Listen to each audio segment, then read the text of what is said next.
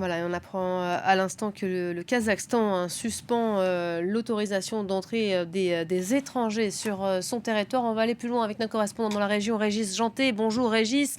La nuit, revenons-y, elle a été particulièrement sanglante. Il y a des victimes dans les deux camps, hein.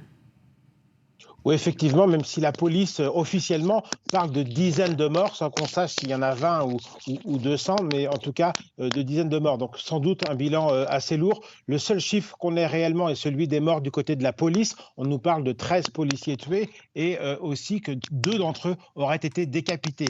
Mais cela, on ne sait pas si c'est une information ou si c'est de l'intox, puisqu'en fait, ce qui s'est passé hier soir notamment, c'est qu'on a l'impression que les esprits ont été préparés ou l'opinion a été préparée pour une répression violente de ces manifestations. Et hier, par exemple, l'opération qui a été lancée dans l'ancienne capitale, la capitale économique, Almaty, a été qualifiée de antiterroriste. Alors, il n'est évidemment pas question de terrorisme dans cette affaire. C'est un mouvement social dont on a très bien compris les causes, qui sont liées à l'augmentation drastique et soudaine des prix du pétrole et qui ont enflammé la situation, d'abord dans l'ouest du Kazakhstan, puis ça s'est répandu dans l'ensemble du pays parce qu'il y a un tas de problèmes dans ce riche pays pétrolier, gazier, mais où la manne pétrolière, par exemple, est très mal distribuée, où la corruption est importante. Et dans ce contexte, les autorités du Kazakhstan ont appelé à l'aide des Russes. Moscou qui réagit ce matin et qui indique que davantage de mesures étaient possibles pour aider le Kazakhstan à renforcer sa sécurité, hein.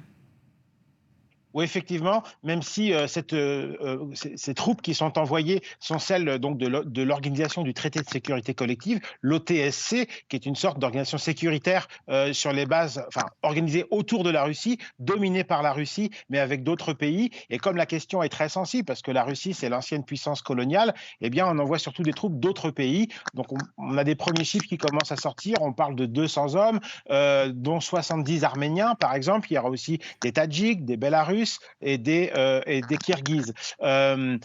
Opération qui devrait être très limitée dans le temps et on nous dit qu'ils devraient simplement participer ou contribuer à garder en fait des sites, des infrastructures, des sites stratégiques et des infrastructures et ne pas participer à la reprise ou au rétablissement de l'ordre dans le pays. Encore une fois, ce serait un sujet sensible puisque le nationalisme kazakh fait qu'on n'apprécierait pas forcément le déploiement de troupes russes. Donc, il reste à voir ce que sera réellement cette mission, mais il semble qu'elle sera en tout cas vraiment limitée dans le temps et dans ses objectifs. Merci beaucoup Régis Janté, notre correspondant dans la région, une situation que la Commission européenne dit à l'instant suivre avec beaucoup d'attention. Alors